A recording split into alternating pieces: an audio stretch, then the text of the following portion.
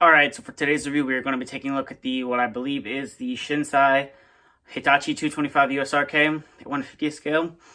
This is a rerun of the original 225s. As you guys know, I used to own one. I sold it a few years back, and then was able to buy this new one that relatively they were widely spread on eBay for around 130, 150 bucks when it was all said and done, shipped.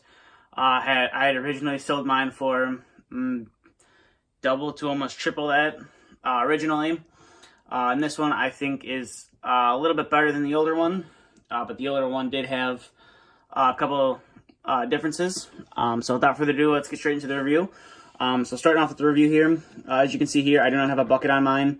I replaced it with the YCC hammer. I believe this is the YCC hammer that is for the, I believe it's like the Komatsu PC200 by NZG, if I'm not mistaken. It fits perfectly onto the model. All you have to do is drill out the pinholes a little bit bigger, so you can get some 1/16 brass in there. And when I got mine, the top pin right here was like putting crooked and or the pin bent over time, so I ended up having to cut the pin and then knocking it out myself with a little punch. So might as well just have drilled it bigger, and there's no modification that needs to be done to the 225 at all. The bucket is screw on, which is nice. On the older one, I had like little plastic little plastic sleeves or little plastic spacers that were on the ends of the nuts and screws. This model does not have that, so it's just two screws and then a little bolt on the end. Another thing that's a little bit different is the cab guard on the front here. This is glued on, or it's fixed on, so this is not removable. On the older 225, this was removable, and then the tracks are metal. But other than that, the functionality is pretty much the same. As you can see here, that's as far as the stick will go out. This is as far back as you'll get the curl on your stick cylinder. With the hammer, it's about as far back as it will go. And that's about as far in as the hammer will go with the 225. Like I said, this is a YCC hammer, so if you've seen the review before, that was done by Cranes, etc., all these little pins come out. There's a little pin in the hammer, so you can take the chisel out. I would eventually like to repaint this. Not really a big fan of the blue. I would like to repaint it some maybe Hitachi orange, and then the breaker part itself, maybe do that black, and then leave the chisel the same. Probably going to start that when the weather gets a little bit nicer out.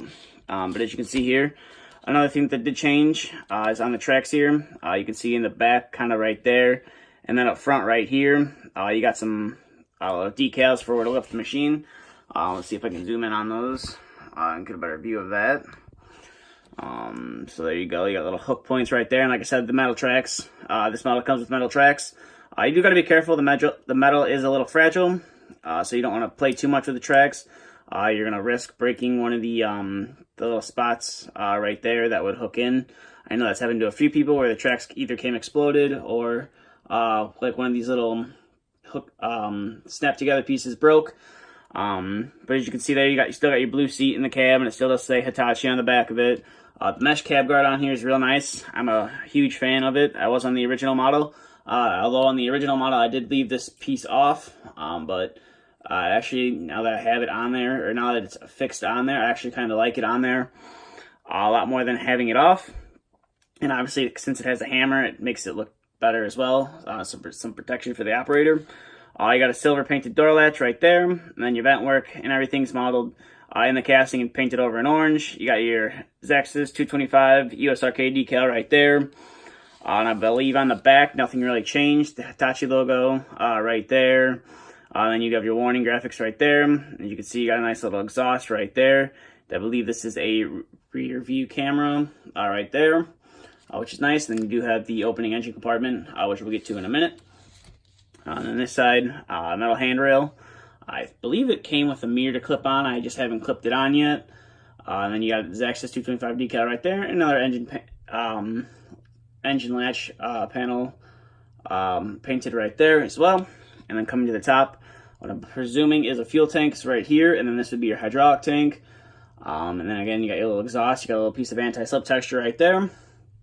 And then your opening engine compartment right there. You can see just a modeled piece of plastic. I got a radiator right there. I got some hoses and stuff running to the engine as well, which is nice that they did include that on the rerun. And then you can see right here, you have your hoses that run to the side of the stick, which is nice. And then that's the front of it right there. You got some hydraulics that do run to your cylinders right there. I believe that was on the original, if I'm not mistaken. I could be wrong, but I believe those are on the original as well. So zooming back out here, now we'll get to some of the boom functionality. So the boom will go down to about there, which is nice, and then it will raise up to about there as well in height. So that's pretty good. I believe it's the same on the other model, or on the older run. And then you got some warning decals right here, and then your hydraulic lines are the same as they were on the original run as well, and they got your boom lights right there. But overall, that's really about it for the what I believe is it's a Shinsei model still. It's just a reproduction of it with some upgrades, which is welcome. I do like the upgrades a lot. The metal tracks are a lot better than the plastic tracks that used to be on the model. And the cab guard isn't too bad. It's just fixed on, which I actually kind of like it now better than having it off before. But other than that, it's a pretty nice model. I'm not sure if they're still widely available on eBay. I'm sure there's 1 or 2 sellers that had them. But at the time, when I got mine, there was, I couldn't even count how many sellers there were that were listing these things for sale. So if you're looking to pick one up, I would highly recommend heading over to eBay, seeing if you can find one there. If not, I'm sure somebody in the collector's market will have one for sale. Like I said, the going price for one's maybe about $125 to $150, depending on who you buy it and the condition it is in. But that's really about it for this review. So if you have any questions, feel free to ask. If you'd like to see a review of anything, please let me know.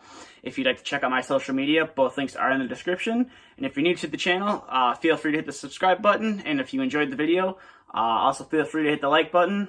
But that's really about it for this review. So thank you for watching, and stay tuned for the next video we uploaded.